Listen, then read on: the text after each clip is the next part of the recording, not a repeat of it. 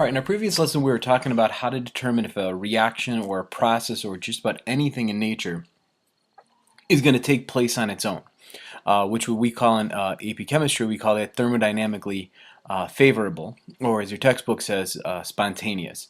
Now, when we were looking at that, we were talking about something called the universal entropy. And the universal entropy, as I said before, is really difficult to work with because it's universal and you have to compute a lot of things in order to figure that out.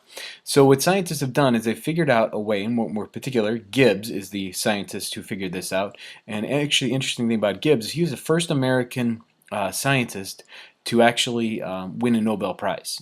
So before that time, it was all British and Russian and European and Asian scientists that were winning that. So America was finally coming into strength and becoming a world power. And Gibbs was one of the first people to actually, well, the first American scientist to win a Nobel Prize. All right, anyway, so what he wins a Nobel Prize for is coming up with this concept of free energy.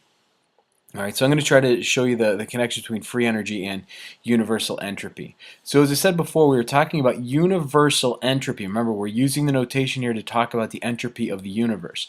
That is what is going to determine if a process is thermodynamically favorable. We always have to have the entropy of the universe increasing. So there has to be more disorder when we are finished with the overall universe than when we started. Now, for processes that occur at constant temperature, okay, what we're going to look at is a change in free energy. Now, free energy, I'm not going to go into the derivation of where this comes from. It's in the book. It's somewhat in my notes on where this equation derives from. I'd rather spend the time explaining how to use it rather than where it comes from. They're never going to ask you to derive it on the AP test. But essentially what it is, it's the change in enthalpy and the change in entropy at a particular temperature. And when we figure out this calculation, what we're going to get is a change in free energy. All right, so this is only going to refer to a certain set of conditions, and that's the problem with free energy, is that it's conditional.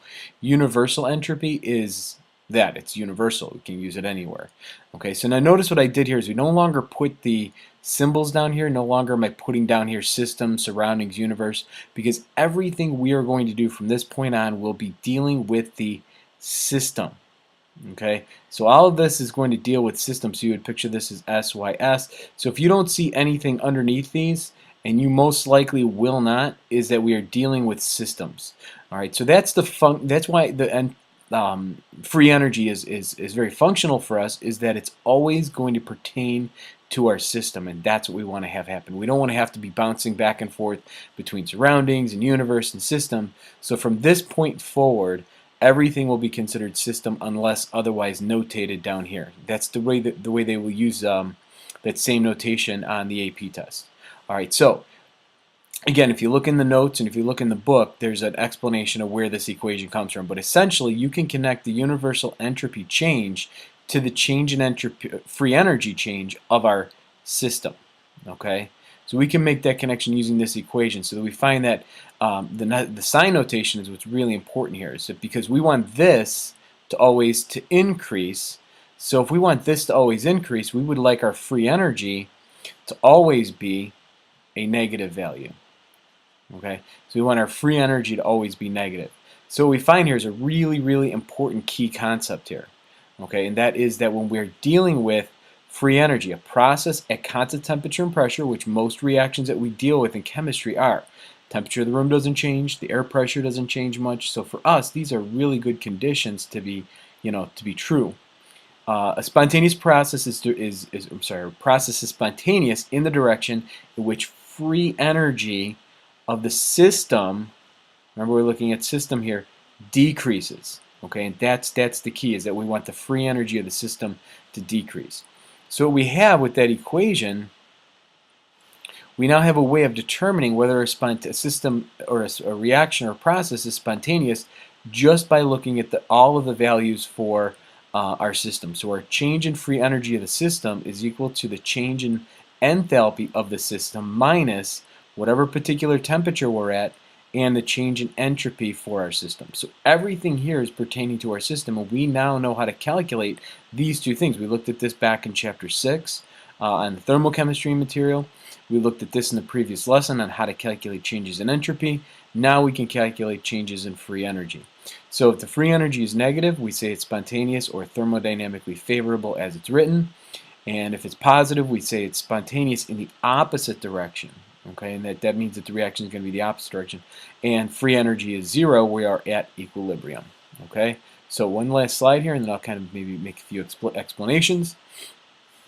So here's the various ways that we can have our change in entropy and change in enthalpy. And it's very important that you're able to determine the sign notation, because you can figure out something about the reaction just by looking at the sign notation. A lot of times in the multiple choice, you don't even have to do any sort of calculating. If you just focus on the sign notation, you can predict whether something will be spontaneous or not. Let me give you an example. Let's say we go back, I think I did this example when we were talking about entropy. So let's say that we have our solid to liquid. Okay, what is going to happen to our change in enthalpy for this process? Well, we can look up the numbers and we can do the calculations. We've got the tables and charts to do that, but let's just make an approximation here. If we're going from a liquid to a solid, is this process exothermic or endothermic? Okay, it was endothermic because I have to add energy to the liquid to get it. Oh, I'm sorry, we're doing liquid to solid. We're freezing. My fault. I was thinking we were doing the gas. So this is a solid, so this is going to be an exothermic process. Energy is going to be released. So exothermic because the energy is being released from the liquid to form the solid. So we would put a negative value for our change in enthalpy. Our change in entropy, well, since we're going from a liquid to a solid, we're going from particles that are free to move around a little bit to now being locked in a rigid solid state.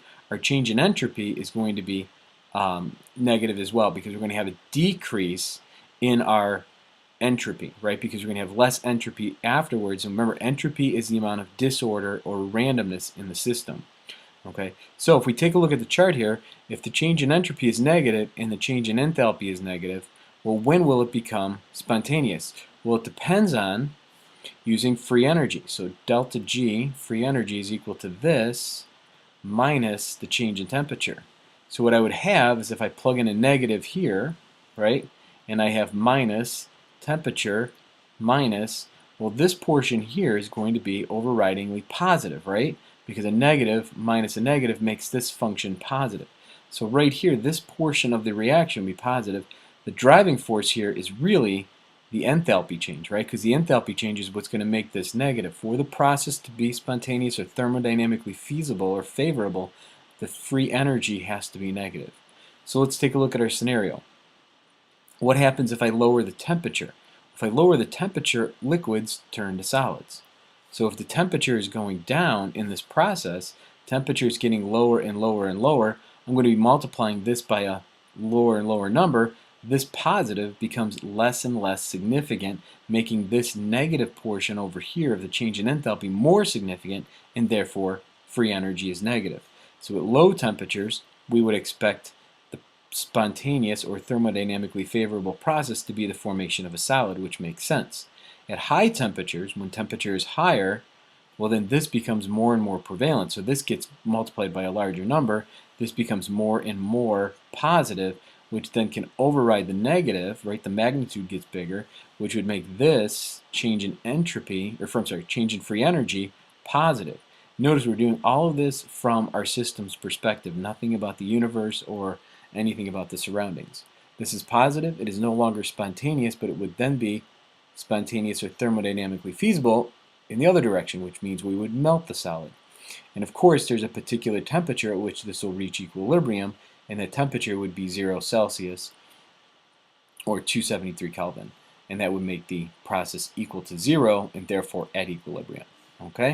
All right, so we'll look at more of this in class, and I think that's pretty much it.